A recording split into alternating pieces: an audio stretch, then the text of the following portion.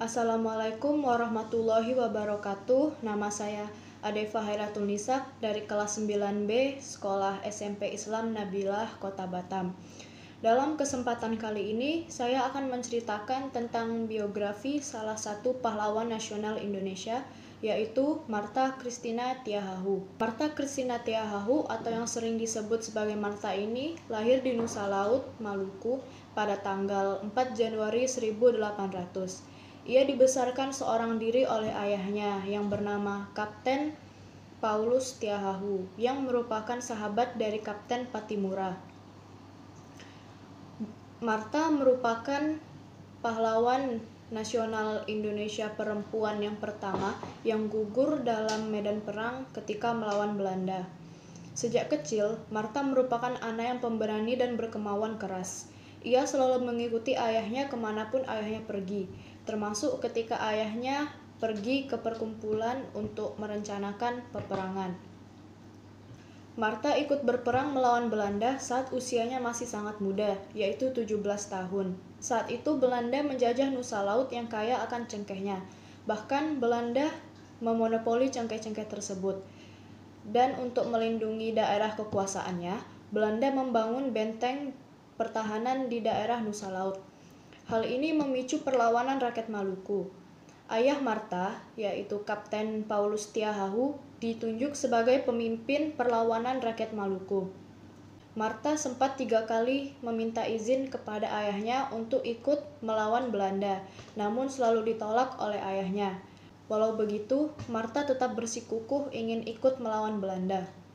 Martha ikut andil dalam Perang Patimura di daerah Ow dan Ulat, salah satu perang terbesar di Indonesia yang dipimpin oleh Kapten Patimura. Dalam peperangan itu, Martha berhasil membakar semangat pasukan perang perempuan yang dipimpinnya.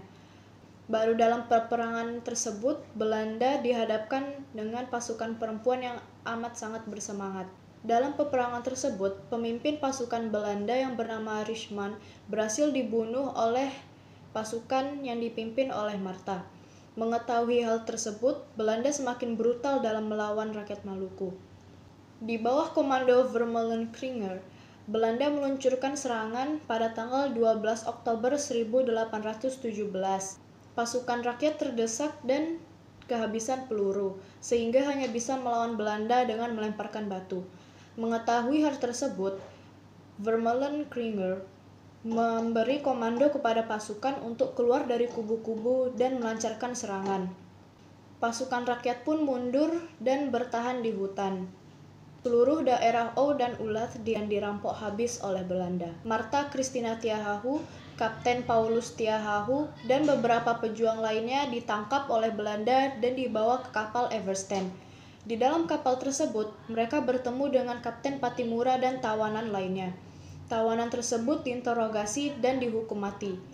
Karena usia Martha yang masih sangat muda, Martha dibebaskan dari hukuman mati, namun tidak dengan ayahnya. Mendengar hal tersebut, Martha berusaha untuk membebaskan ayahnya. Bahkan ia sampai berlutut di depan Baiskes, orang yang menginterogasi mereka, untuk melepaskan ayahnya.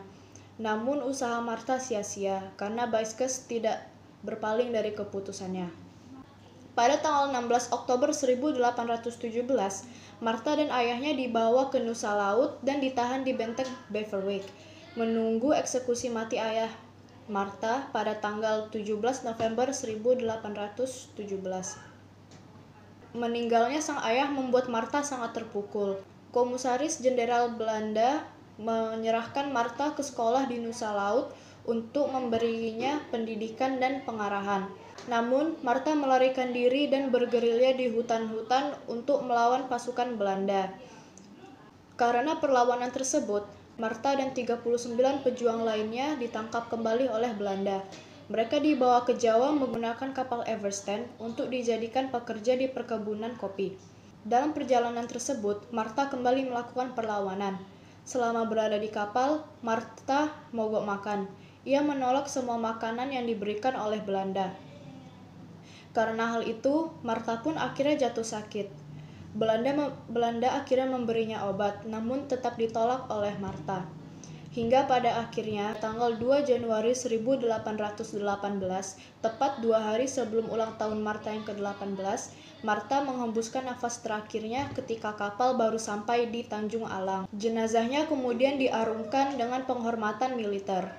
Karena perjuangannya ini, pemerintah Maluku membangun 2 monumen Martha Christina Tiahahu sebagai tanda penghormatan kepada pejuang ini. Sekian dari saya. Wassalamualaikum warahmatullahi wabarakatuh.